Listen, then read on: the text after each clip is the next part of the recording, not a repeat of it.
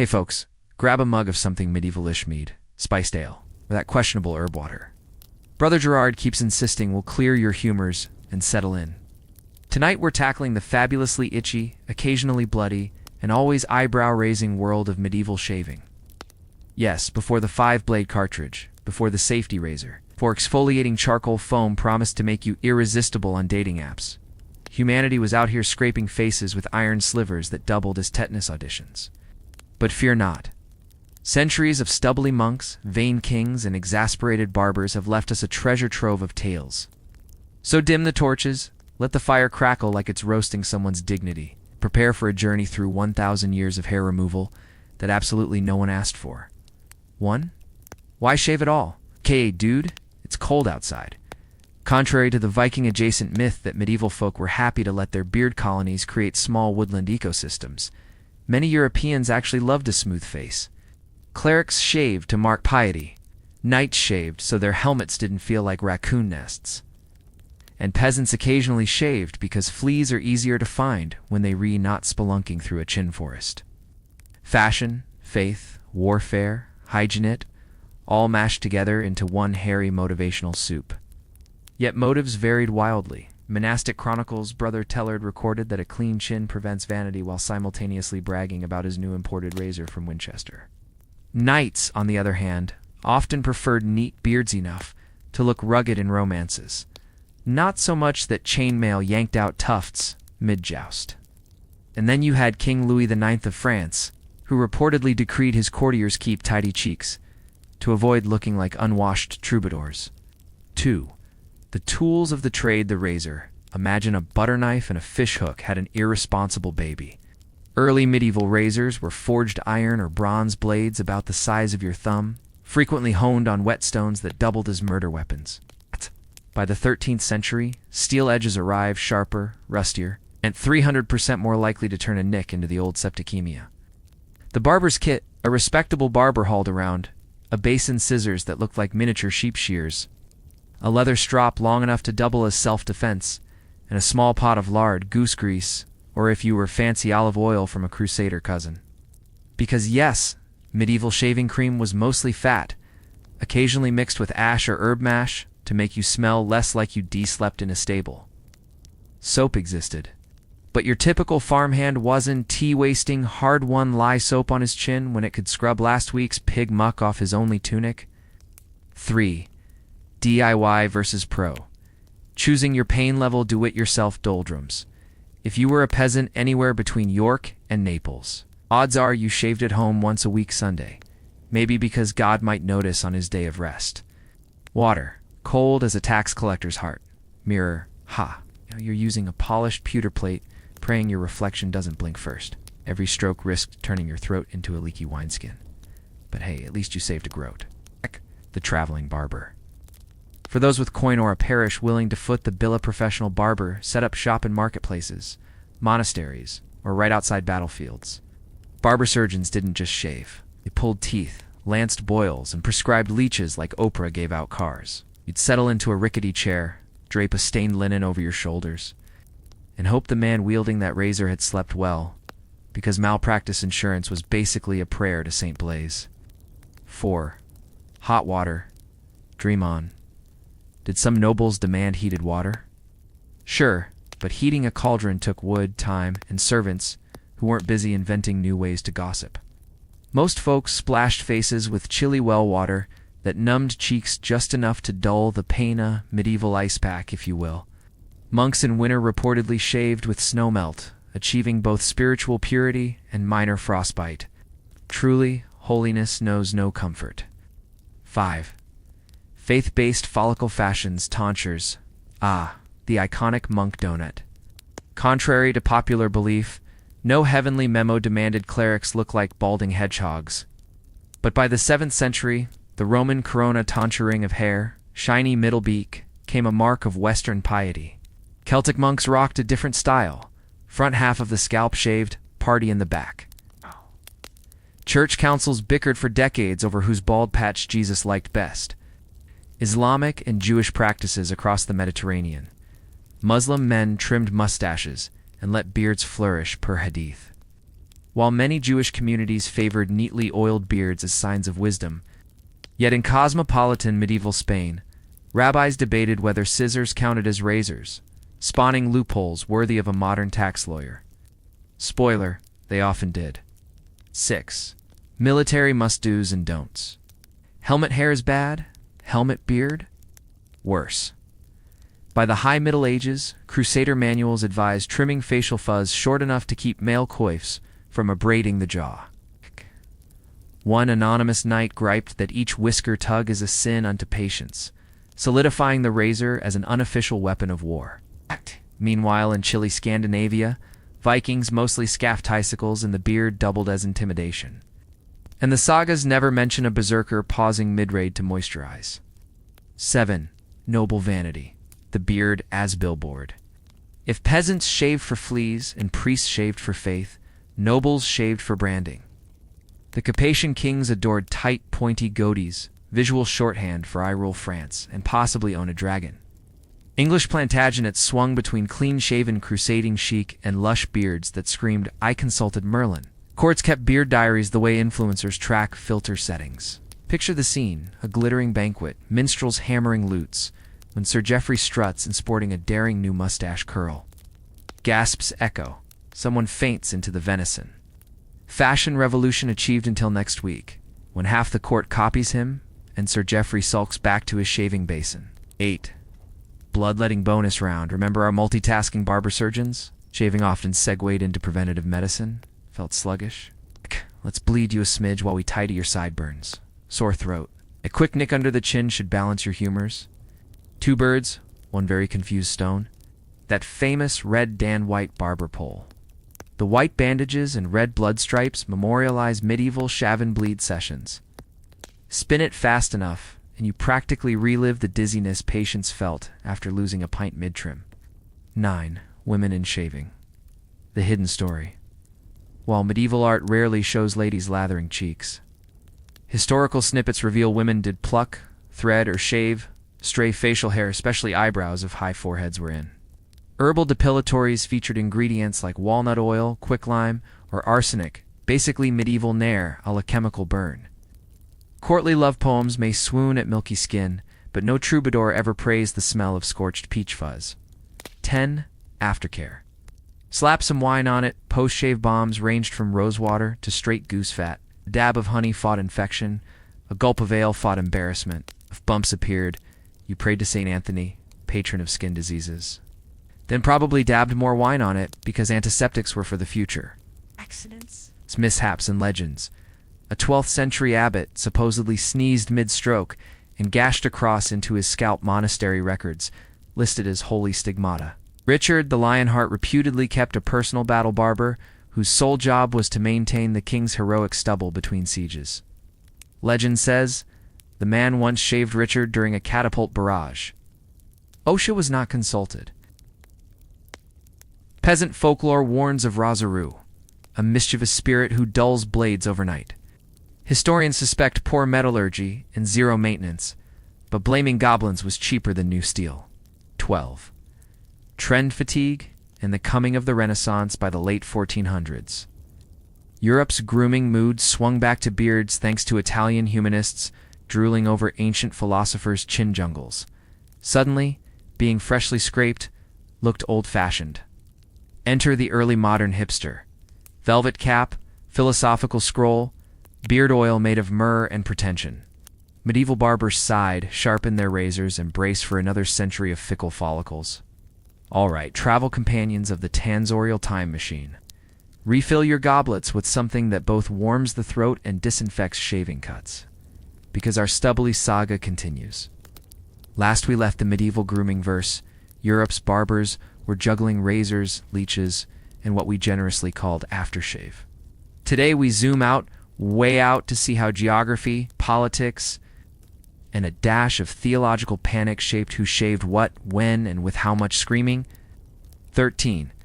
The Frankish fade versus the Lombard lumberjack start in 8th century Francia, where Charlemagne, reformer, part-time beard influence, saintly yet authoritative chin curtain.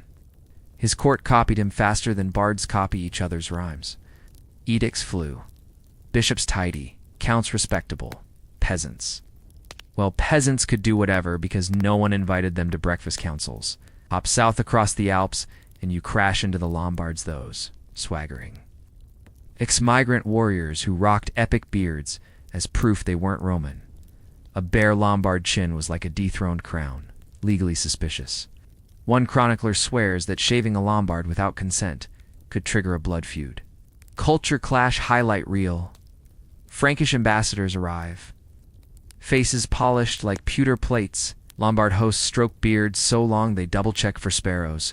Diplomats debate theology, but everyone's really judging cheekbones. Thus, medieval facial hair served as Google Translate. One look, instant postcode. 14. Byzantine beard taxes. Because the empire needs lunch money. Move east to Constantinople, 11th century. The emperor's treasury is emptier than a monk's jokebook. Solution: tax the beard. Yep, certain reigns slapped a levy on untrimmed luxuriance. Pay up or shave down. How did it work?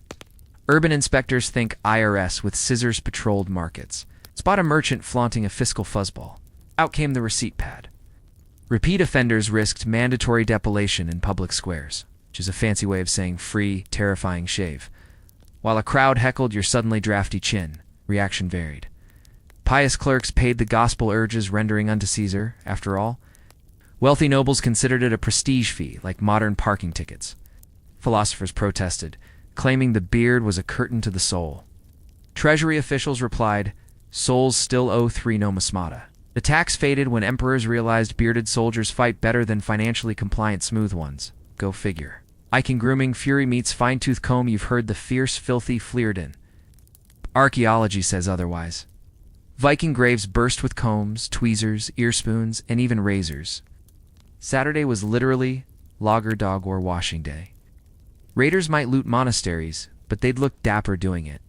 Typical Norse kit: iron razor, small, folding, perfect for travel or intimidation. Antler comb carved, so delicately that TikTok woodworkers would cry. Beard beads because nothing says berserker like jewelry that clangs while you scream. Saga snippets boast of heroes whose beards gleamed like woven gold. Translation: someone spent all night braiding, oiling, and probably gossiping about Odin's latest mead scandal.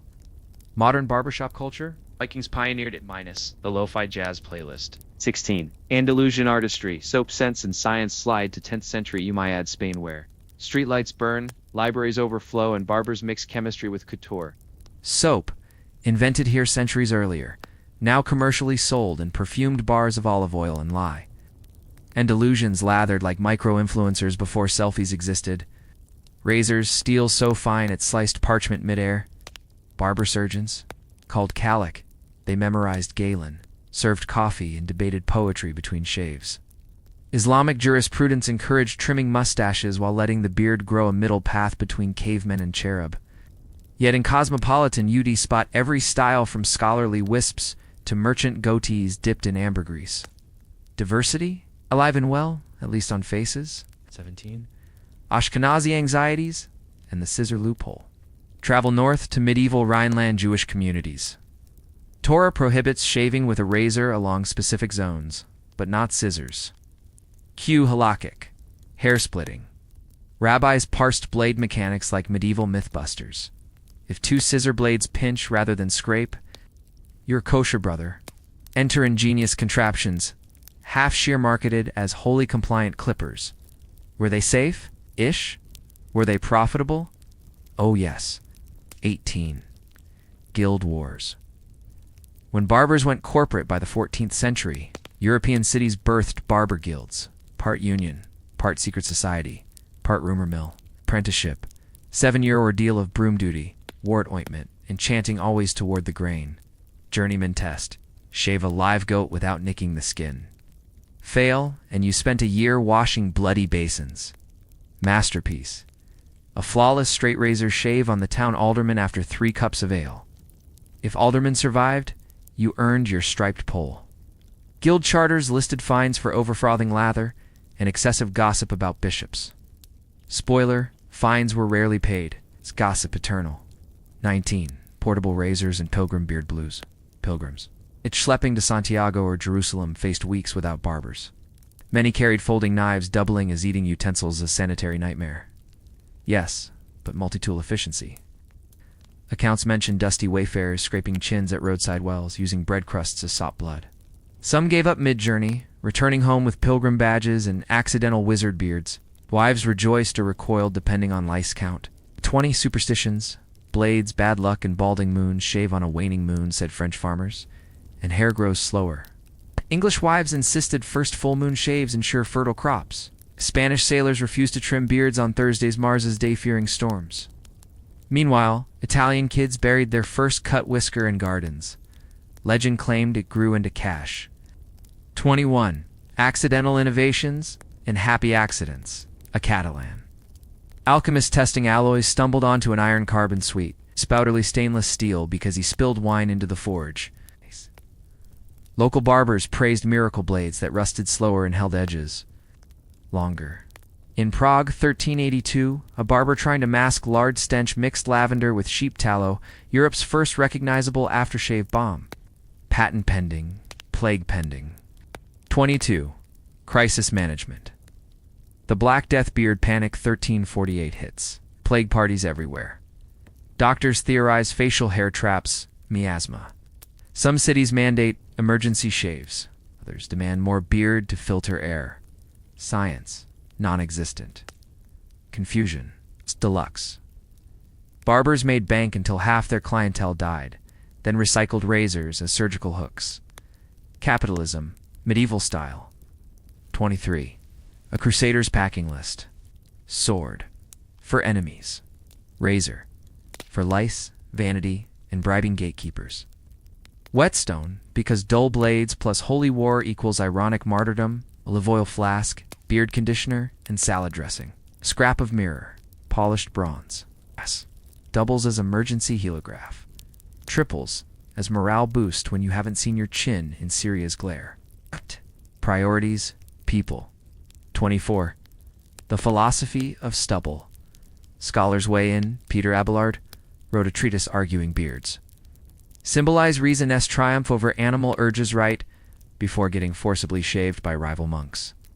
Hildegard of Bingen compared untrimmed whiskers to ivy upon a scholar's wall, charming but ultimately hiding decay. Burn sister. Ibn Khaldun observed society's cycle from rugged bearded conquerors to refined shaven elites, then collapse. History, judged by haircuts. 25. Closing lather what? We've learned so far from Byzantine tax collectors to Viking palmades. Medieval shaving was never just hygiene. It was religion, rebellion, revenue, romance, sometimes all before breakfast. Blades mapped identities in iron, lather foamed with politics. Every nick bled a little cultural history onto the basin rim. 1349. The year barbers became first responders, therapists, and scapegoats. When the Black Death swaggered into town wearing a ratskin cloak, barbers found themselves busier than a friar with a fresh scandal.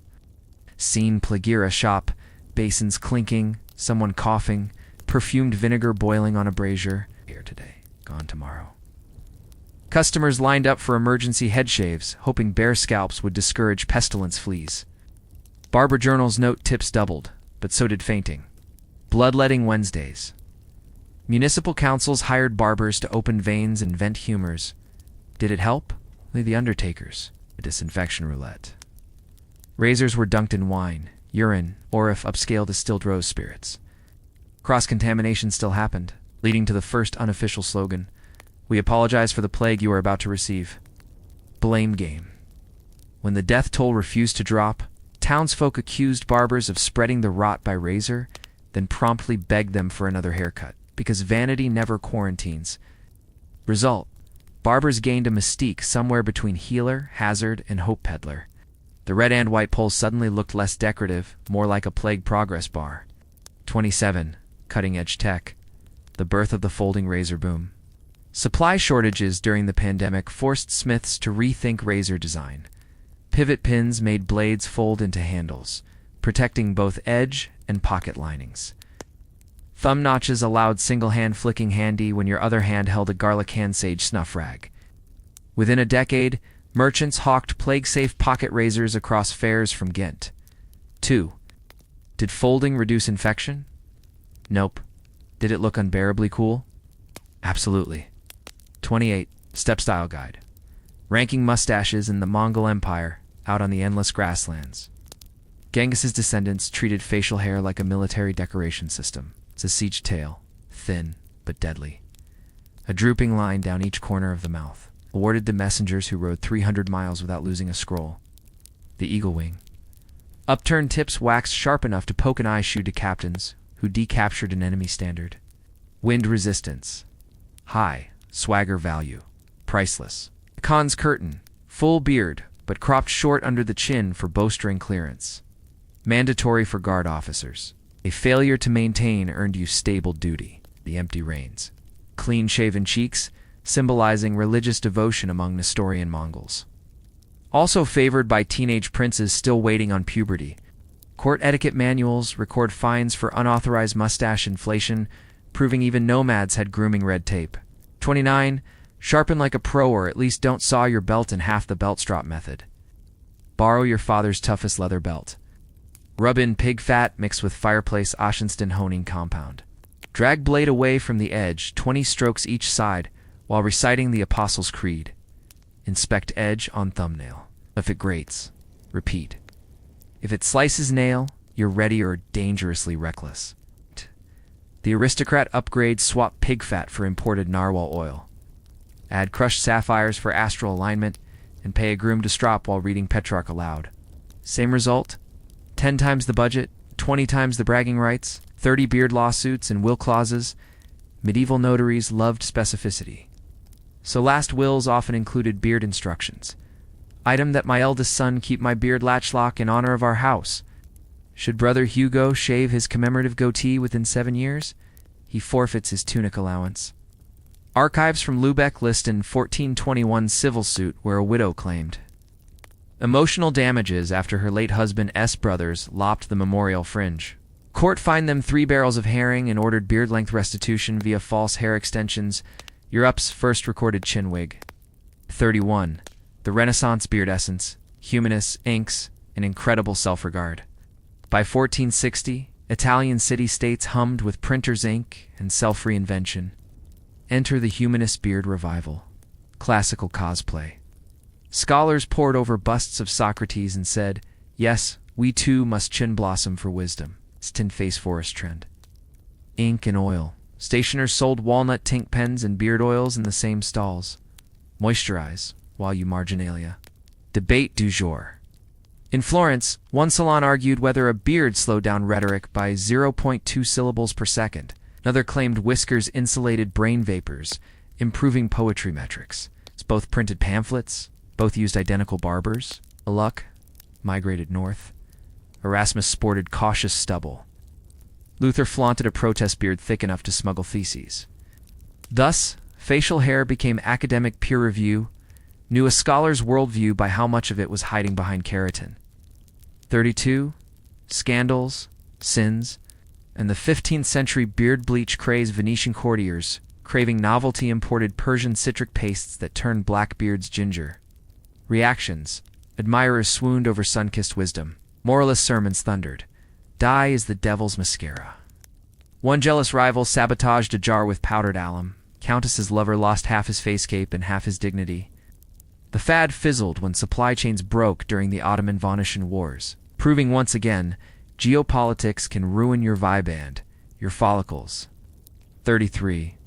Women, whiskers, and witchcraft accusations for medieval women. Visible chin fluff was triple jeopardy. Beauty norms called it ungodly. Physicians blamed excess black bile Q laxatives. Superstitious neighbors whispered witch. Thus sprang clandestine midnight depilatories. Alum, honey, and pigeon droppings, plied under moonlight, prayed over, rinsed in dew. Threads yanked tiny hairs while sisters sang psalms to mask screams. If rumors spread, victims pledged pilgrimages to prove innocence. Local barbers quietly earned hazard pay for discreet after-hours sessions. 34. Ottoman influence, coffee, baths, and the professional face towel. As the Ottoman Empire expanded, its barbershops Berber economy became social hubs. Every shave ended with a face towel steam infused with cardamom. Coffee served in miniature cups kept patrons alert enough to dodge sudden blade slips. Traveling diplomats from Europe returned raving about Turkish shaves, kick-starting a spa craze. From to Paris. Suddenly, European barbers added hot towels and triple rinse routines, charged double, and claimed it was ancient Frankish tradition. 35. The secret life of barber tools after hours.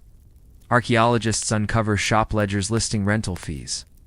Razors hired out overnight to butchers for fine trimming sausages. Basins borrowed for alchemist mercury experiments. Strops lent to coopers to smooth barrel rims. Next day, ale tastes like leather. Patrons approve. So if your ale in 1423 had a hint of saddle, thank a multitasking barber. 36. Grooming FOMO. Pilgrim badges versus beard badges. Late medieval merchants sold pewter beard badgestini tokens shaped like razors. Worn on hats to declare IV had the Jerusalem trim or shaved at St. James's Spring. Basically souvenir fridge magnets for your face. Counterfeiters flooded markets with badges from shrines that never existed, sparking the Great Beard Badge crackdown of 1488. 37. Razor legends, the bards forgot to sing. A Welsh prince reputedly shaved with Excalibur's broken tip makes sense, sword already in pieces. Bohemian miners forged a dwarf razor so sharp it parted hairs in prayer, later lost in a cave-in, allegedly still shaving ghosts. Milanese lover hid a poison-dipped blade in his rival's strop. Barber foiled the plot by always testing edge on his own thumbnail. Moral hygiene saves lives. When razors went transatlantic. Clippers on the caravel. Columbus packed priests, pigs, and believe it or not, Spanish Navajas. Ship records show a daily ration of salt pork and an optional group shave on Sundays. Optional meant, do it or the bosun does it for you with a deck hatchet, sailors complained. Caribbean humidity turned steel orange overnight, so cleversmiths rubbed blades with shark liver oil. Result: the world's first fish-flavored razor glide. Merchants later marketed it in Seville as Essentia de Thames Whiskers, attracts mermaids. No actual menu hung on the wall, but patrons knew the code. Choosing the wrong style risked treasonous side-eye in court. One diplomat flaunted a Spanish fork beard at dinner. Henry declared it foreign shrubbery, taxed him £1, and ordered extra pudding to wipe the stench of Castile from my hall. 41. Shakespeare, the barber's broom, and verbal manscaping. Fast forward to the globe. Well, Shakespeare loved 3 things: iambic pentameter, unpaid tavern tabs, and barber jokes. In Much Ado About Nothing, Benedict snarls, "You are a dry fool. I know a man washed cleaner by a barber's broom." Audiences roared. The broom was the shop whisk that brushed lather flakes off customers. Translation: you're filthier than dead beard soap. Elizabethan burn clinics were not available. One folio, marginal note grumbles, "Master Shaxper owes me to groats for lather. May his quill dull like his razor." The feud lives on in every English class. 42. Statute of Ruffs and Razor Clearance. The 1565. Neckwear beard crisis. Big ruffs demanded a narrow beard corridor. Parliament actually debated ruff-to-whisker ratios after noblemen choked on tangled fuzz in banqueting halls. Proposed mandatory 2-finger gap between chin fringe and linen ruff. Posed. Puritan MPs who called ruffs collars of Babylon. Passed. Compromised ruff wearers must carry a folding razor at all times for emergencies of fashion or flame. Yes, spontaneous candle flare beards were a thing. Tallow, linen, and alcohol breath turned courtiers into walking tinder. 43. The Great Breakup. Barbers versus surgeons. It's not me, it's leeches. For centuries, they'd been one guild clipping, bleeding, bone setting, and harmonious gore. But by 1540, surgeons wanted Latin degrees and bigger pay. They served legal papers to barbers saying, essentially, "We're advanced now. Stop touching skeletons." Divorce settlement. Barbers kept shaving and tooth-pulling. Surgeons claimed everything wet on the inside. Both fought over earwax removal. Compromise. Odd-numbered days barbers, even-numbered surgeons. Patients were totally confused, but extremely cleaned out. 44. Jesuit mustache infiltration. Missionaries and their lit brigades. Jesuits voyaging to China, trimmed beards, but cultivated elegant. Fu Manchu-adjacent mustaches to gain scholarly gravitas among Confucian literati. Back in Rome, bishops panicked over Eastern whisker creep and ordered inspections. Any missionary returning with mustache tips longer than the minor prophets faced devotional shaving in the catacombs. 45. Monastic microbeard rebellions. Cistercian abbots kept charts tracking beard stubble length. Novices rebelled by secretly sharpening scythes into razors, achieving whisper-smooth cheeks that gleamed under candlelight. Elder monks called it vanity varnish, punished culprits with extra psalm chanting, the first recorded ASMR punishment loop. Witch trial whisker evidence in German witch hunts. Unnatural smoothness could condemn a woman. Accusers swore the devil scorched her face hair. Conversely, stray chin hair signified shape-shifting. A lose-lose scenario. Court barber testimony. Excerpt. Bamberg, 1628. The defendant's chin displays a suspicious absence of follicle root, as if by infernal singe or secret depilatory. Recommend examination under holy tallow. Spoiler: holy tallow is just beef fat blessed by a trembling curate. It never saved anyone. Mead aqua mirabilis. Early modern aftershave that could also strip paint. Distillers in Cologne and Florence mixed rosemary, citrus peel, and rectified spirit, selling it as universal cure. Dab on the face, fresh, drink it invincible. Clean musket barrels sparkly. Unfortunately, the vapor near open flame recreated the Great Fire of Dijon's Barbers' Row. 1612. Still, people swore at closed pores and opened hearts. 48. Pocket combs become smack talk weapons by 1600. Carved boxwood combs hid in every doublet. Dual insults escalated from liar to your comb. Teeth are missing more than your family lineage. Blood was shed. Combmakers added brass inlays for sturdier backhand slaps. Etsy ancestors. Take note. 49. The sailor's superstitious shave scheduled naval lore. Elizabeth Seadog swore. Never shave on launch day, severs luck. Closing. Parenthesis. Always shave during a wind. Deadcom pleases Aeolus. If a goal lands on the yardarm mid-lather, stop immediately or storms follow. Skipper Hawkins ignored this once. 3 masts snapped. Coincidence? Barbers at sea didn't think so. 50 closing lather-ups folded. Razors sheethead woove crossed oceans. Sipped shark oil fenced with Shakespeare, and dodged incendiary beards. Yet the blade edges ever forward. Colonial barbers will soon swap bloodletting for bourbon. Puritans will legislate mustache morality in Massachusetts. And somewhere a French chemist is distilling lavender that'll put aqua mirabilis out of business. Clippers, corn liquor, and the colonial barbershop tavern mashup, Step Ashore, in 1620s Virginia. The settlement is half mud, half optimism, and entirely itchy. Barbers and innkeepers quickly realize they share the same clientele, men desperate for booze, gossip, and someone to yank wood shavings out of their stubble. So they merge enterprises. Picture it, a rickety clapboard cabin with one sign: ale, shave leeches. Inside, 3 stools, 1 keg of corn liquor, and a barber whose shears jingle every time he pulls the tap. Hair on the floor mingles with peanut shells. Every trim comes with a complimentary dram to steady the neck. Did health inspectors complain? They hadn't been invented yet. Customers loved the efficiency, jug in one hand, chin in the other. One diarist bragged he entered bearded as Nebuchadnezzar, emerged smoother than an eggshell, and thrice as Mary 52, Puritan facial hair laws. Thou shalt not twirl across the colder colonies, the Puritans' land. Grim as rain on laundry day. You distrust anything fun, including flamboyant whiskers. Massachusetts Bay magistrates issue ordinances describing unseemly long locks and superfluous mustachios as snares of Satan. Lip hair is allowed only if trimmed modestly. Beards may exist, but curling irons are devices of vanity, and therefore subject to fines 1 shilling per sinful twirl. Any colonist caught dyeing whiskers to the color of French court gallants must perform public penance by reading Leviticus, while the town barber shears him like a sheep. Enforcement is patchy. Records show one Captain Endicott paying me the fine, then immediately regrowing a pirate's handlebar in defiance. Local children nickname him Whiskered Wrath of God, which frankly sounds like a metal band. 5-3. The bourbon barrel.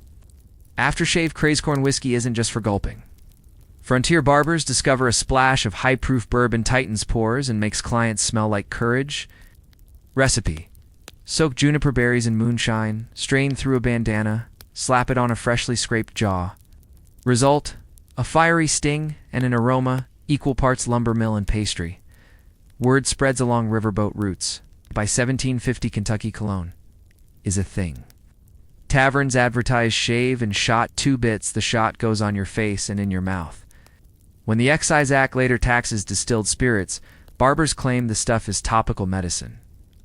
Congress, still nursing its own razor burn, looks the other way. 5-4. Of powdered wigs and secret stubble while colonists sling bourbon, European. Elites powder their wigs, yet most still shave underneath, lest beard bristles poke through the peruke like rebellious hedgehogs.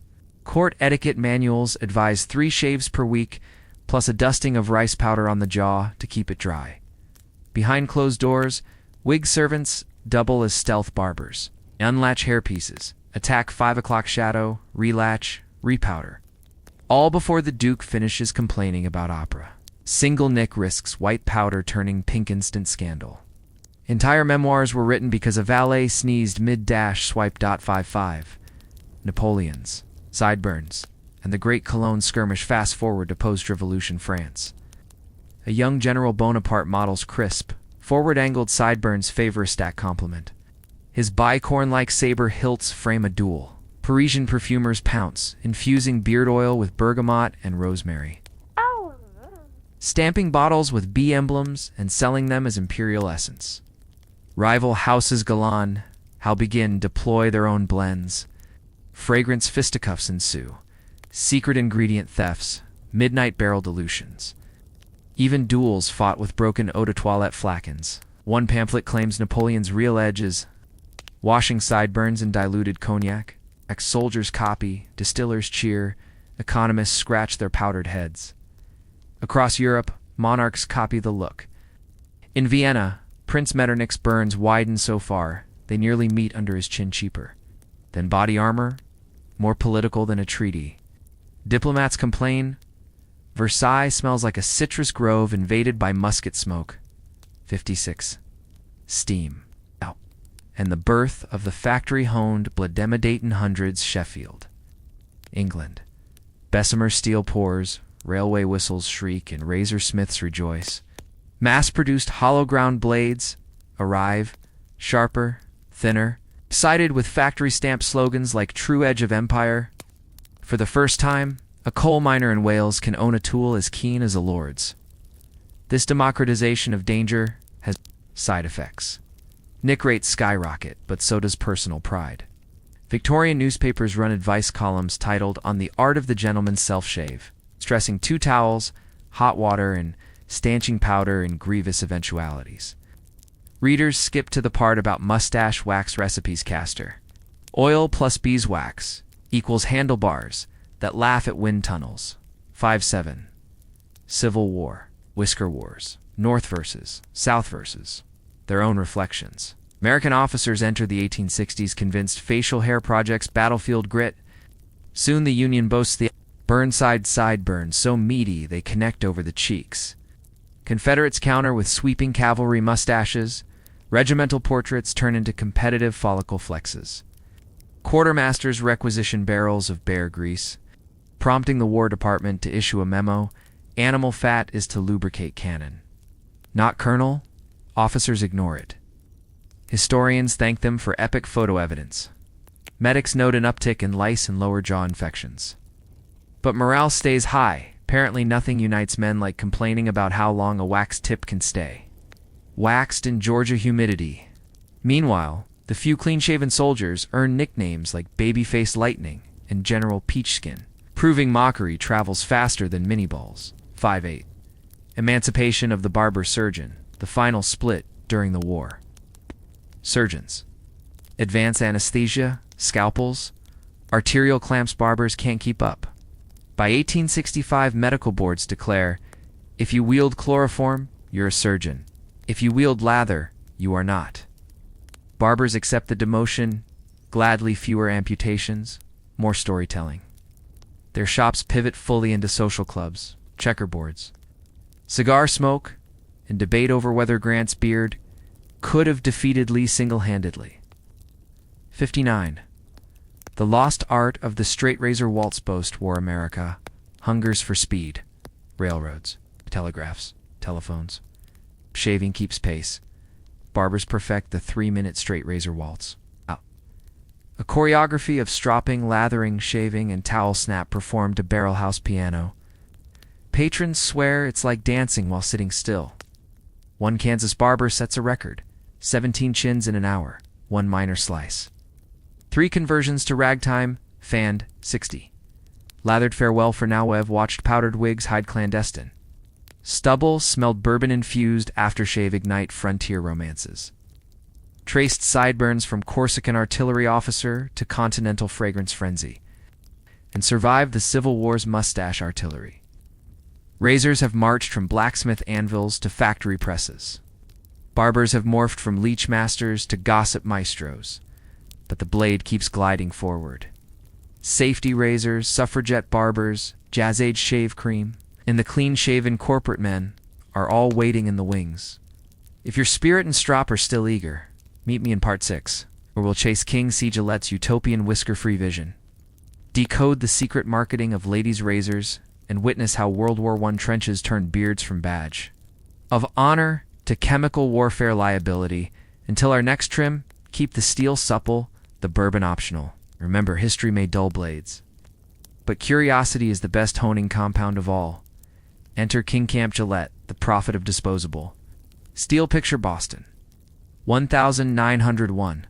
Trolleys clanging, top hats bobbing, and an American salesman named King C. Gillette staring at a dull razor blade, muttering, "There must be a less murderous way to shave." His solution? The safety razor, a stamped steel blade so cheap you could toss it after a few uses. Friends thought he'd gone mad. Investors scoffed. Who will pay to throw good steel away? Gillette doubled down, writing a utopian tract promising a future where everyone lives in a single megacity and naturally buys his blades. Investors still scoffed right up until the U.S. Army ordered millions of razors for fresh-faced doughboys. In 1917, scoffing ceased. Dividends arrived. By the 1920s, shave yourself. ADs plastered streetcars worldwide. Barbers were horrified. Customers could now nick themselves for free. Some shops pivoted to scalp massages and shoe shines. Others hung portraits of straight razors for historical interest, as though they'd stuffed a dodo and nailed it to the wall. 6-2. Suffragette. Cheers. When the ladies took the chair while Gillette hawked self-shaving nirvana, women were marching for the vote hand, opening their own barbershops. Posters in New York boasted, "Suffrage shave, support the cause, lose the beard." Inside, political pamphlets sat next to strops. You'd pay a dime, get a trim, then receive a brisk pitch on why your newly liberated chin should support women's liberation too. Some men left smooth, educated, and slightly terrified. Others returned weakly for the conversation, and a secret crush on Edna the straight razor virtuoso. These shops also snipped women's hair into daring bob cuts, defying Victorian mop restraints.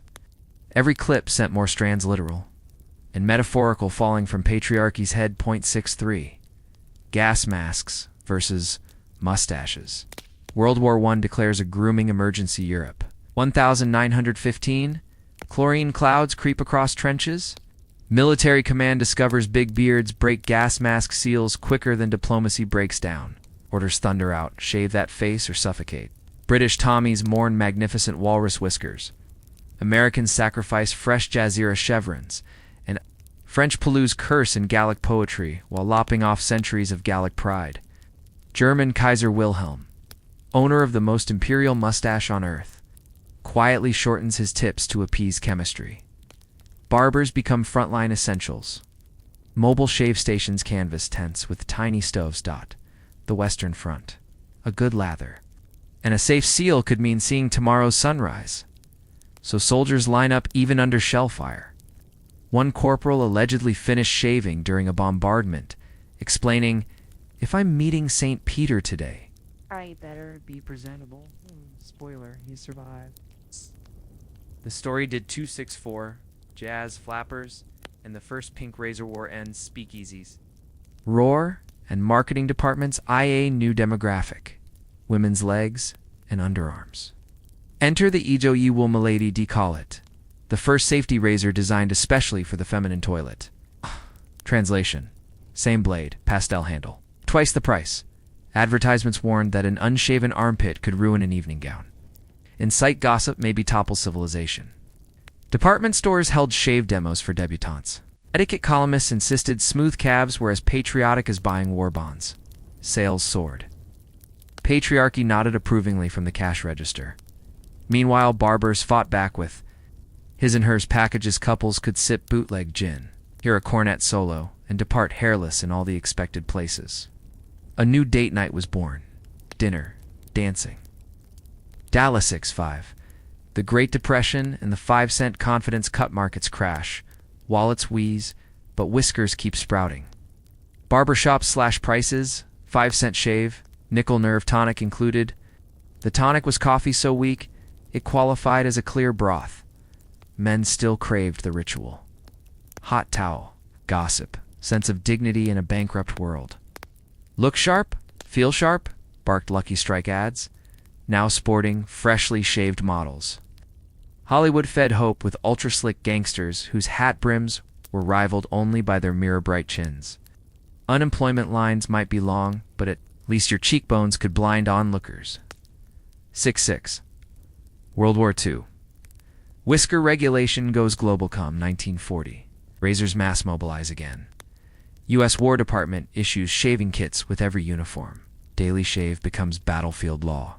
Not for vanity, face-to-gas mask seal, plus prevention of trench lice. British command, however, grants Royal Navy sailors mustache dispensation. Morale at sea apparently hangs by a single waxed curl. American GIs mock them until one sailor, mustache fluttering like naval pennant, rescues to downed pilots. Newspapers dub him the bristled bulldog. Mustaches become momentarily heroic. And G is quietly by wax upon shore leave. Women's magazines, meanwhile, tout victory. Smooth Limbs razor adds claim hairlessness speeds factory work. Spoiler: it doesn't. Yet the message sticks harder than rationed butter. 6-7. Post-war corporate clean the gray flannel facepiece. Prosperity fluorescent lighting. The 1950s office demands conformity. Executives equate beards with beatnik subversion. HR manuals advise: a well-shaven chin reflects discipline. Electric shavers hum into boardrooms, ogled like chrome rocket ships. By 1960, Remington boasts you can shave while driving to work. Hand activity just as safe as it sounds. Commuters juggle coffee, steering wheels, and buzzing foil heads. Traffic cops remain unimpressed, but unusually smooth. Barbers adapt, selling. Executives shave hot towel finish, plus blueprint on how to ask for a raise. Workers line up, hoping a sharper jawline hides existential. Dread.68. The 60s hair rebellion and the straight razor revival, then the counterculture grows hair everywhere, suits forbid. Beards bloom at Woodstock wider than Gilgamesh scrolls. Mustaches sprout handlebars big enough to park a VW bus. Anti-war protesters sport endless summer sideburns, each inch a statement against corporate buzz. Barbershops split. Some offer Vietnamera. Trim half price if you bring your draft card. Others market back to business. Buzz cuts. Straight razor artisans return, preaching authenticity. Your grandpa's blade can out-tedge any plug-in toy. Hipsters start stropping. Basement blues clubs reek of leather and bay rum again. Safety-razor companies fight back with psychedelic packaged Techmatic cartridges. Swipe, click, new blade. Groovy, maybe. Eco-friendly, not so much. Rivers of used steel flow to landfills. Activists call them shavebergs. 69. Women's liberation and the great leg hair debate. Second-wave feminism questions everything, including why a lady's shin must resemble ceramic tile. Protesters wave unshaven arms at Miss America. Newspapers clutch pearls. Razor sales consultants panic. Industry pivots. Campaigns pivot from guilt to empowerment, promising you shave for yourself. They unveil aloe strip cartridges scented like meadow breezes. Some women keep razors, some ditch them, but all agree pink plastic upcharges are nonsense. Meanwhile, underground zines publish DIY strop for sisters. Reuse old blades defy. Core Power ATE markup. Maybe spark a revolution before breakfast. 70. High-tech eye whiskers. The story so far from King Gillette's disposable dream to cordless rotaries worry on moon missions.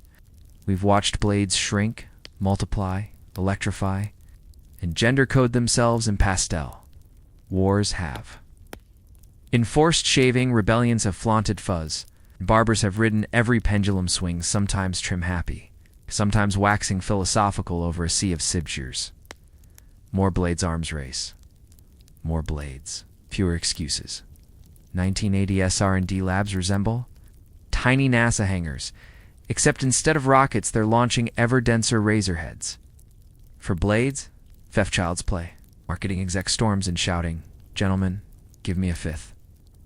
Engineers argue hair can't possibly stand back up after quad attack. Exec counters with spreadsheets, wins, and the Mach 3 becomes the vinyl. Record of shaving, tech everybody swears. It's the peak until the 5-track remix drops. By the early 2000s, bathroom counters host cartridges wider than Matchbox cars. Commercials promise you'll slide through whiskers, job interviews, even astral planes. Dissenters ask why faces suddenly require lawnmower complexity. Corporations reply, innovation, and slip another blade into the patent. 72. The beard. Strikes back hipsters to the rescue just as 5-blade shuttles peak. Brooklynites and Berliners resurrect Victorian bushiness. They drink nitro coffee, ride fixed-gear bikes, and treat chin fur like heirloom tomatoes, locally sourced, lovingly cultivated. Instagrammed at golden hour. Barbershops blossom again, this time with exposed brick, Edison bulbs, and playlists. That sound like someone found Dad's vinyl, then added reverb. A classic hot towel straight razor shave. Once $2 and a chat about box scores. Is now a $40 heritage ritual accompanied by espresso and a lecture on malachite strops. Irony.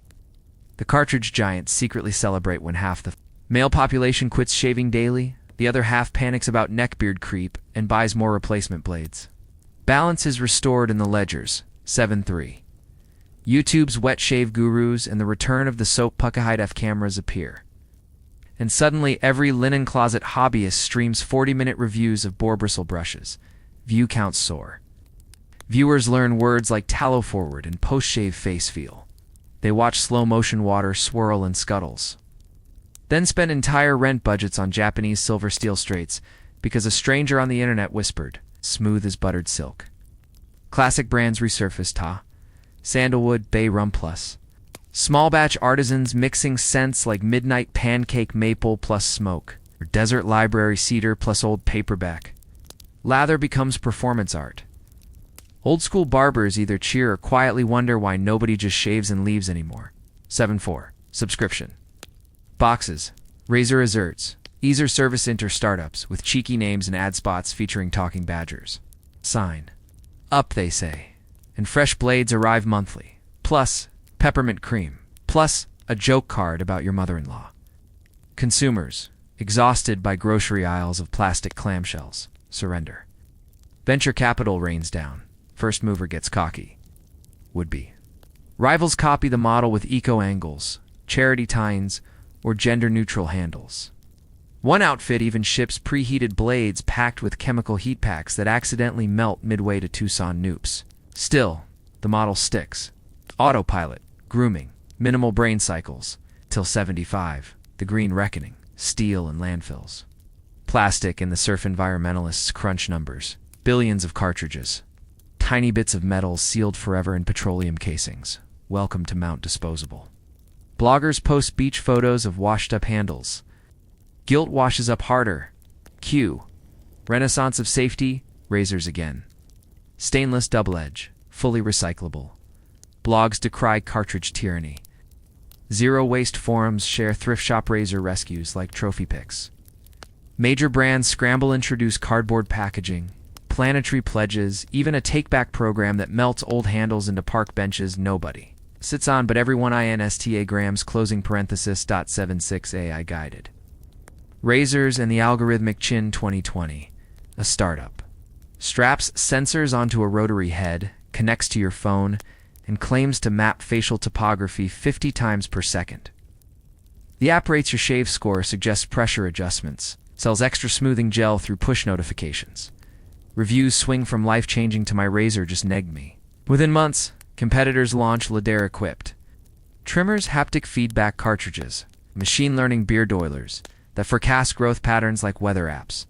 Expect heavy stubble on the cheeks by Thursday. Early adopters brag.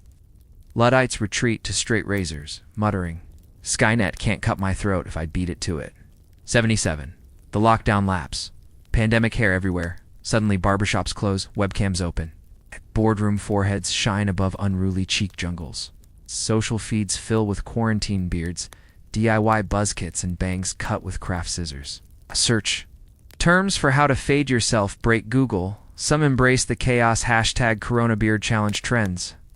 Others, trapped in studio flats, order clippers out of boredom and discover they enjoy monk-like scalps. Video call etiquette relaxes, as long as the Wi-Fi holds. Nobody cares if your neck hair looks like a topographical map of the Andes. When shops reopen, barbers become therapists for follicle trauma. Yes, sir, the mullet can be undone. No, sir, you do not need legal counsel. 78 metaverse barbers and NFTs of your fade. By 2025, someone opens a VR barbershop. For a crypto fee, you sit in a digital chair. Your avatar receives a fade coded by celebrity stylists, and you exit ready to flex in pixelated nightclubs. Result: zero real haircut, but a blockchain token proves your polygon sideburns are authentic. Skeptics laugh. Speculators sell a rare neon pompadour for the price of an actual downtown salon lease. Meanwhile, flesh and blood barbers use VR mirrors to preview cuts before snipping. Clients twirl holographic selves. Click undo on tragic choices. Settle on classic styles, proving technology's greatest. Gift is letting us avoid our own dumb impulses. 7-9. Shaving in space. Velcro towels and vacuum clippers international. Space station logs reveal astronauts still must shave. Stray whiskers can float into circuitry. Early missions used foam and non-rinsing cloths, but modern clippers connect to suction hoses. Hair disappears into filters. One cosmonaut jokes it's the closest humankind has come to shaving inside a nose. Future Mars crews may rely on laser depilation. One pulse, follicle fried for months. Anything to save water and payload mass. Colonists will debate whether mustaches look heroic in terracotta suits or merely collect red dust.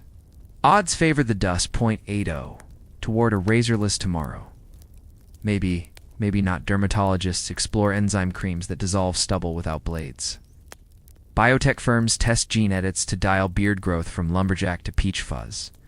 Simultaneously, fashion pendulums guarantee some generation will reject smooth skin and grow wizard beards to protest CRISPR conformity.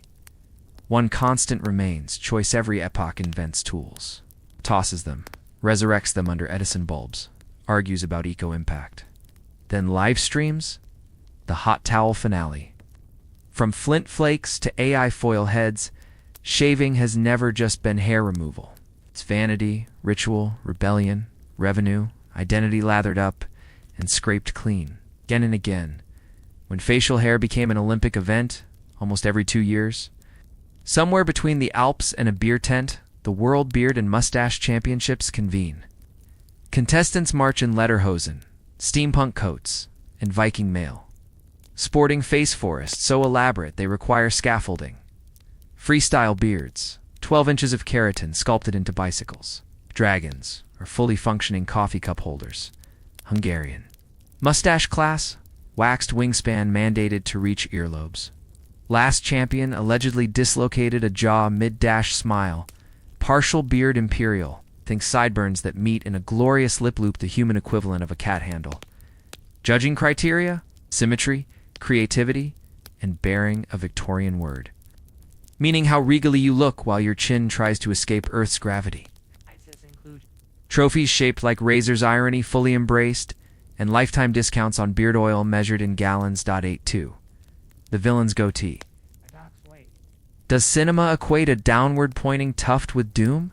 Scholars trace it back to medieval morality plays, where the devil wore a neat little forekeezy to stitch onto costumes. Hard to confuse with saintly beard number 42.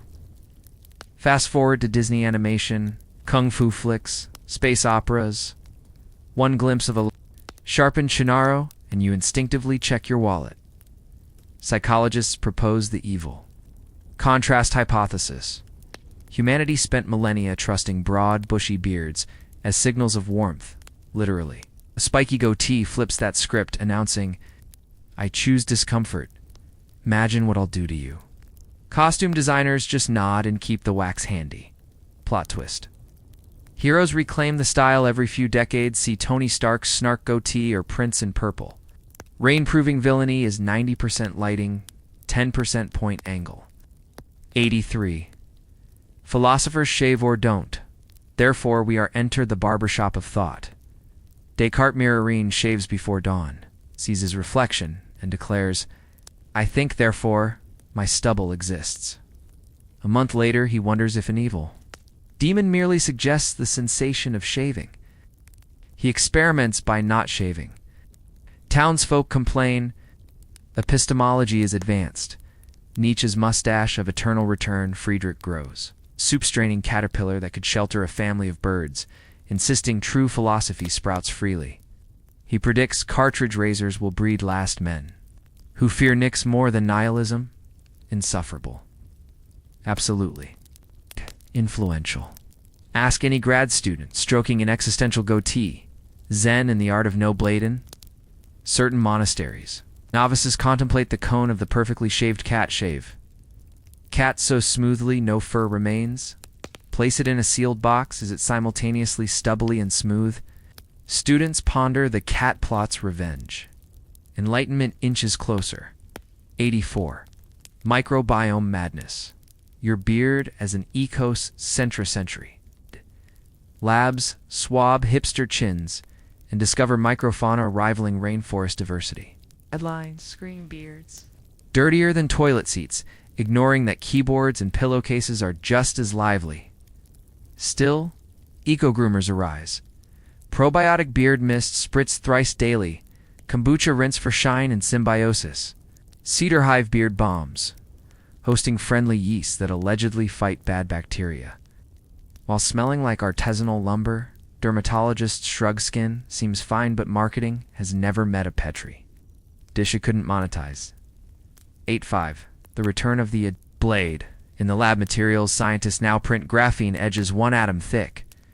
Prototype forever blades zip through hair like Luke's lightsaber, then self-sharpen in UV docks. Price tag matches small cars. Venture capitalists grin anyway. Meanwhile, biotech startups brew enzymes that disable follicle stem cells on command. One swipe, hair sloughs off for months. Goodbye razor burn. Hello biopanic. Activists warn of follicular class warfare. The wealthy glide smooth while rebels grow protest beards in unedited genomes. Legislation pending. 86 Barbershop is third place. Version 3.0 The neighborhood shop endures now with QR code appointments. NFT art on the walls and silent disco headphones for clients who want trance beats during trims. Still, the fundamentals survive. Hot towel, banter, shared humanity. 1 minute you're arguing best burger joint, next minute discussing drone ethics while someone carefully shapes your neckline. Because despite apps, cartridges, lasers, and space vacuums, shaving remains, intimate a blade or not, at the boundary of self and world. Repeated until time or fashion erases the need. 87. Stubble at the end of the universe. Astronomers point telescopes at cosmic microwave background and identify no whiskers. Yet humans persist. Whether colonies drift across Mars with zero-G buzzcats, or post-apocalyptic wanderers braid radioactive fallout into beards to filter dust, we'll keep grooming ritual against chaos, craft against entropy. One day an alien archaeologist may unearth a rusted Mach 3 and wonder which civilization needed 5 aligned crescents of steel to feel presentable. We hope they find this script too and realize it wasn't about the blades, it was the stories we lathered around them. Papua's spirit beards and the bamboo razor right deep in Papua's highlands. Some huli men grow face locks so lush they weave them into ceremonial wigs, architectural marvels crowned with birdo paradise feathers. To harvest top-quality strands, initiates endure a months-long bamboo razor rite. Every dawn an elder scrapes cheeks with a sharpened stalk, panting. Two guardian spirits while the youngster clenches jaw in dignity. Small cuts are gifts to ancestors. And smooth skin ensures uniform regrowth. When the beard finally blooms, it's clipped, washed in river clay. Its end, stitched into towering halo wigs, worn at battle dances, living proof that suffering can, in fact, improve your fashion sense. 89. Patagonian wind whiskers and the gaucho. Not tried south to Patagonia's endless pampas, where gauchos brave gales that would peel wallpaper off a lighthouse. Legend says the wind gods reward resilient whiskers. Thus, horsemen twist beards into tight knots beneath the chin, dabbed with sheep tallow so a sudden gust doesn't transform them into human kites. Folklore warns, if you're not unravels mid-ride, you'll be blown toward trouble, usually a bar, tab, or a jealous rival. Old gauchos claim you can predict storms by tug tension if the knot hums like a guitar string. Seek shelter or more tallow closing.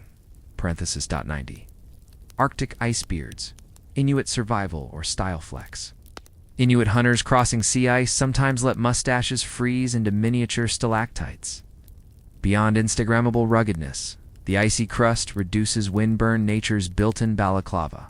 Elders tell of Yukok, a frost spirit who marks worthy hunters by whitening their whiskers, break the ice off prematurely, and Yukok steals tomorrow's luck. Scientists shrugged, noting the crystalline layer does trap warm air near skin myth meets microclimate engineering. No cartridge required. 91. Barbershop quartets. From one chair to four voices jump to late 19th century Midwest America, where barbershops double as social clubs. While waiting their turn, patrons hum along to whatever hymn or ragtime ditty drifts through the doorway. Harmony happens. Other customers join. Boom, impromptu quartet.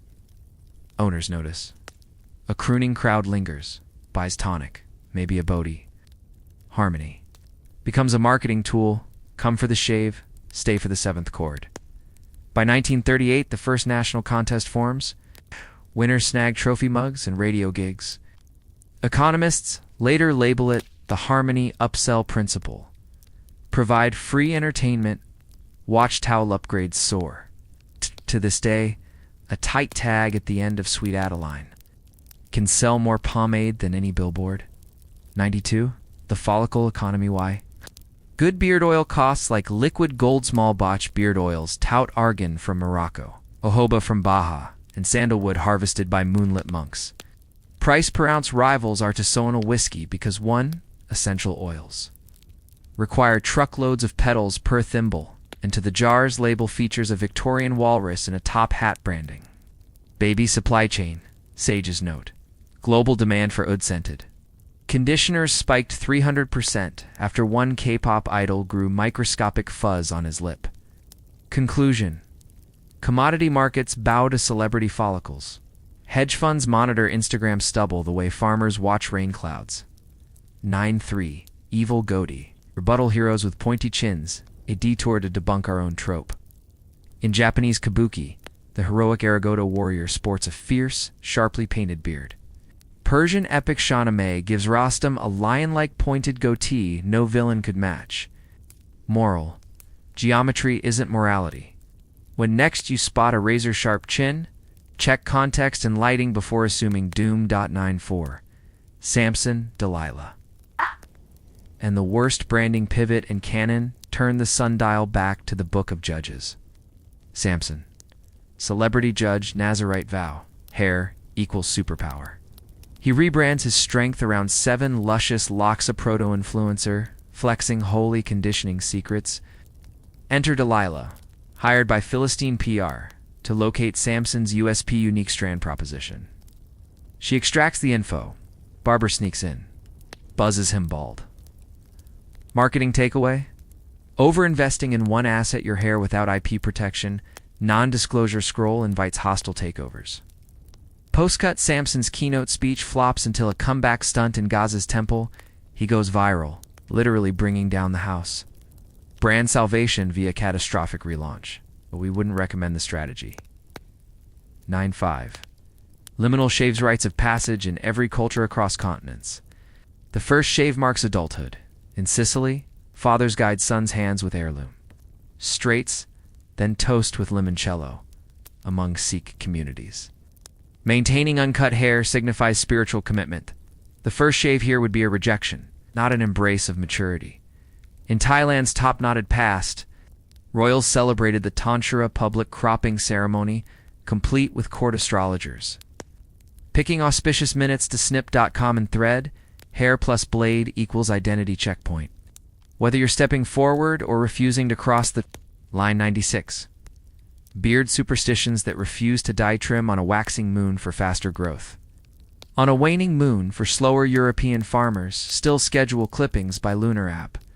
Drop a razor, expect company. If it lands edge up, the visitor's a man, edge down a woman. Razor companies secretly thrilled either way. Never let a lover. Cut your hair unless wedding bells loom. Follicles apparently double as engagement rings. And everyone's grandmother has sworn by rubbing raw onion on patchy cheeks. Science says sulfur may stimulate keratin. Man says you'll smell single. Forever? 97. Barbers on the frontiers of science. Dermatologists recruit barbers for skin cancer screening. Drives hundreds of suspicious moles spotted amid fades. 8. Geneticists map beard thickness variants. One CRISPR trial nearly creates the first hypoallergenic catener by deleting dander traps in chin fur. Ethics boards currently stroking their own beards in concern. NASA studies microgravity shaving cream that clings like honey spin-off. Industry. Sticky dessert toppings that never drip. 9.8. The quiet power of the hot towel. Forget. Gadgets. The humble steamed cloth still reigns. Pores open. Muscles unclench. Breath slows. Neuroscientists measure spike in oxytocin, same hormone as hugs when forehead meets eucalyptus-scented cotton. Essentially, barbers sell brief, lawful intimacy. A stranger swaddles your face, and you trust him with a blade. That's civilization in 30 seconds of steam. 9.9. Edge of tomorrow. Quantum. Razors and hologram stubble and D-teaser. A prototype that uses low-energy plasma to disintegrate hair at the follicle. Humming softly like a lightsaber plush toy. Holographic. Shadow beards projected for evening swagger, disappear for HR meetings. Shower mirrors with AI draw shave maps across your reflection. One swipe, two. Many and red arrows flash like video game damage markers. Somewhere, medieval monks who rubbed quicklime on cheeks are applauding. Progress hurts less and smells better. 100. Final rinse for Nawev trekked Bamboras or jungles. Wind not pampas, quartet cash flows, and biblical buzz cuts. Follicles. Carry spirits, weather forecasts, and balance sheets. Blades carry risks, rituals, and reboot buttons. Through it all, the human urge to groom, or defiantly not groom, remains as universal as storytelling itself. When you next lather up or stroke whatever, masterpiece sprouts there. Remember, you're twined into a global braid of tradition and innovation, thick as any championship whisker. And if some future alien brushes dust off your long-forgotten razor, may they sense the laughter, superstition, and swagger baked into every edge. Revenue by the root, history's strangest beard taxessa. The SARS token Peter, the Great needed. Cash and Western vibes. So in 1698, he slapped every bearded Russian with a levy. Pay up. Receive a pewter beard token stamped with a tiny nose and mustache proof you'd settled your fuzz dues. Lose the token? Guards could shave you. On the spot with an exsharped razor called the Boyerslisser, records show nobles sewing tokens into waistcoats like life insurance for their chin.b. Victorian whisker window. Manchester Town Council briefly. 1,861 taxed sideburns wider than half an inch. They claimed overhanging tufts obscured street lamp light, and therefore public safety. Locals measured face carpets with tailor's tape at pubs. One mill owner allegedly shaved stripes into his burns, zebra style, to dodge fees. The bylaw died after winter fog proved deadlier than any mutton-chop.c. Silicon Valley. Beard coin fast forward. A startup city proposed a follicle congestion fee. Long beards shed microfibers that jam air filters in data centers. Engineers rebelled, quoting Steve Jobs' turtleneck minimalism instead. Plan scrapped. Beards 1, Bureaucracy 0.102, Bollywood. Whisker Fu, when mustaches throw punches, Indian cinema loves a good face war. Observe, the hero's swirl, waxed upward tips reveal virtue. He tremble dramatically when he vows revenge. The villain veil drooping. Horseshoe mustache hides lip sneers and dagger smuggling potential. The comic side skid, one lopsided. Curl triggers laugh tracks before dialogue begins. In 1975's classic Sholay. Jayan Viru's sink shave scene sets, bromance stakes higher than any car chase. Their blades flash in rhythm, sparks fly, mustaches stay intact, choreography meets chest hair swagger. Audiences cheered so loudly barbers nationwide offered Sholay shave specials a discount if you could quote Dharmendra while the razor sang. Modern choreography escalates. A recent blockbuster features twin brothers dueling solely with beard braids spinning like nunchucks. While kicking henchmen through sugarcane fields, CGI helped. Coconut oil did the rest. 103. Laser hair removal versus Nosferatu, a gothic. Conundrum folklore 101. Vampires avoid mirrors, garlic, daylight, but never barbers. Bram Stoker's Dracula, in fact, boasts a long white mustache. Enter 21st century aesthetics, pulse-light clinics, zap follicles into oblivion. Question: if a vampire undergoes laser epilation, does it still lack a reflection of its newly silky skin? 3 schools of thought. Follicular reflection. Theory: hair absorbs the curse. Remove it and Bingamere selfies. Pro-vampire influencers rejoice. Hashtag sunset, but make it undead trends. Dermal doom principle: the curse is skin deep. Lasers can't touch necrotic dermis. Vampire walks out hairless and invisible. Confusing technicians and CCTV. Quantum blood model every. Vampire is a superposition of hairy, not hairy, until observed. So, results remain theoretical. Ethicists add, if lasers deliver microbursts of sunlight, isn't the procedure a stake biphoton? Insurance adjusters still deciding 104. The sideburn length compliance app inspired by historical beard levies. Fintech firm now offers side scan, snap a selfie. AI measures sideburn angle, calculates city tax, syncs with payroll. Early glitch. Algorithm mistook earbud cords for whiskers, fining commuters $8 per song. Patch deployed, civic trust, still patchy, 105. Rituals on the razors. Edge, shaving before spacewalks. A NASA tradition holds. Astronauts shave the morning of launch. Superstition or helmet seal etiquette, nobody's sure. Buzz Aldrin trimmed with an electric plugged into an Airstream trailer outlet. Lacey later joked the hum sounded like a very small Saturn V. Oh. New Artemis crews receive ceramic blade disposables rated for hair clippings stick to polymer strips. Later auctioned as Stardust whiskers for STEM charity, 106. Whispering blades in barbershop. Ghosts across the globe, barbers insist after closing they hear razors ping, chairs creak. At their bowls Clink spirits of past patrons lining up for eternal touch-ups.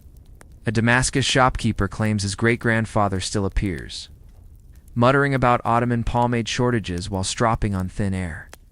Paranormal investigators recorded EMF spikes whenever the old cash drawer rattled. Debunkers note the buildings, next door to a tram line, but can a tram smell like bay rum and regret? You decide. 107, the final stroke. Until Tumarev, tangoed with tax codes, danced through filmy mustache combat, singed undead follicles with science fiction. Somewhere in that swirl lies the truth. Hair may grow by biology, but its meaning is minted by culture, cash, and occasionally cosmic forces with terrible WI-fee. Take this wisdom to your mirror. Each razor pass is a history lesson. Each beard. trim and economic statement. Each curling wax twirl a secret handshake with every ancestor who ever stared down a blade. Let the lather remind you stories stick closer than stubble. Karaoke mustache acoustics. When vibrato grows on your lip, Tokyo. 1999. A karaoke lounge owner notices one crooner's handlebar mustache seems to flutter like a tuning fork, adding extra resonance to every power ballad. Eureka. An annual Statchoff sing-off is born. Contestants wax tips to different angles. Chasing the mythical whisker Doppler. Effect micro-vibrations that allegedly boost high notes. Engineers from a nearby audio lab bring lasers to measure lip hair oscillations. Flutters at 32 Hz, adding a velvet growl to Bohemian Rhapsody. Sponsors rush in. Beard oil brands issue tenor-strength wax, promising richer overtones. Scientists shrug, probably placebo, but ticket sales boom. In every December, the finals shake neon signs on Shibuya Crossing, 109. DNA at the barbershop, spies, whiskers. In Cold War Combo Versa barber, near Checkpoint Charlie, sweeps hair clippings into a bin. Minutes later, an unmarked courier collects the bag. Why? Because dead hair still carries nuclear secrets, specifically trace isotopes that reveal where a diplomat's been dining. Flying, hiding, CIA analysts coined the term strand. Intel. They map diplomat diets plus possible reactor visits by reading strontium ratios and 5 rogue whiskers. KGB counters by ordering staff to shave over lead-lined sinks, while MI6 issues disposable capes that dissolve hair into gel the moment it hits cloths. Great for secrecy, lousy for laundry. Modern relevance? Corporate security now shreds salon? Waste at executive retreats. Rumor says one tech CEO employs a follicle handler who empties his handheld vacuum into a titanium urn. Later launched into the sun aboard a SpaceX rideshare. Extreme? Maybe secure? Solar flare, certified 110. Cosmic clippers. Establishing groomops on Mars, the first Ares. Habitat module lands in Arcadia, Planitia. Planitia sporting solar panels, life support tanks. NASA morale directive for 7BA redond white barber pole printed on the airlock. Why? Because long hair tangles and helmet seals, stray beard strands clog, CO scrubbers faster than bureaucracy. Proper trim center doubles as the outpost's social hub and gossip router. Prototype Mars barber. Kit includes ZOG vacuum trimmer. Nickname Galactic Roomba for faces. Waterless foaming cream equal parts aloe and antifreeze. A strop sewn from spacesuit Kevlar. Souvenir patches. First fade on the 4th planet. Debate erupts on mission forum. Team. Smooth argues daily shaves conserve wipes and maintain seal integrity. Team rugged counters that frost fleck beards. Make epic holiday photos for Earth Media. Solution. A rotoclean shaven week, beard growth week, selfie week, then Stubble Sunday, where everyone sharpens geology, chisels to duel as razors. Tradition born, funding renewed, magazine covers sold,